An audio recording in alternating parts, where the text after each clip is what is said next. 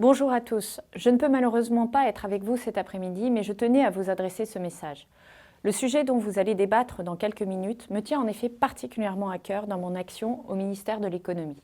Faire bouger les lignes des relations commerciales dans le secteur alimentaire et favoriser un meilleur partage de la valeur entre distributeurs, industriels et agriculteurs. L'agriculture biologique, c'est un enjeu essentiel pour l'avenir de notre agriculture. L'essor continu du bio en témoigne. En 2018, le marché pesait 9,7 milliards d'euros en progression de près de 16% sur un an. Cet essor reflète l'engouement des consommateurs auxquels s'efforcent de répondre tous les circuits de distribution, y compris les grandes et moyennes surfaces qui représentent désormais près de 49% des ventes du bio.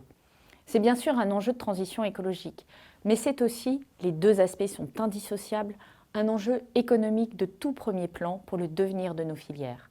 Le ministère de l'Économie est conscient de cet enjeu qui constitue une priorité du ministère pour le secteur agroalimentaire.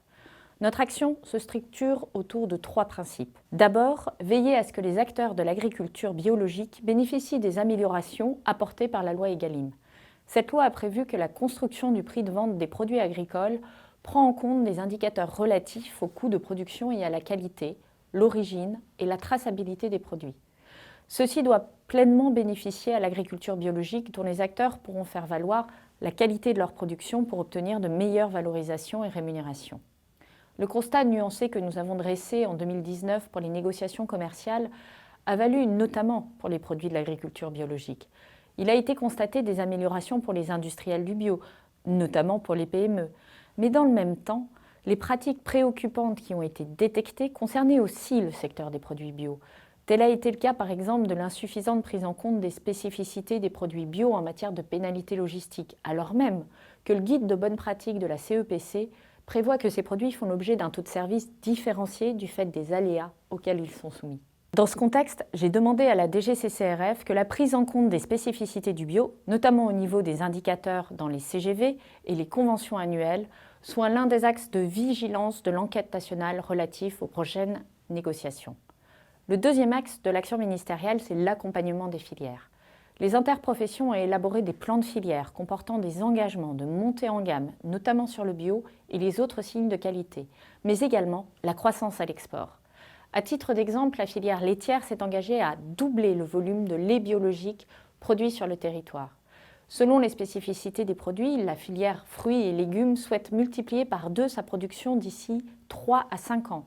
La filière de la volaille s'est fixée pour sa part un objectif de croissance de sa production bio de 50%. Enfin, le troisième axe de notre action consiste à préserver la confiance du consommateur et la loyauté de la concurrence, qui sont essentiels au développement harmonieux des produits biologiques.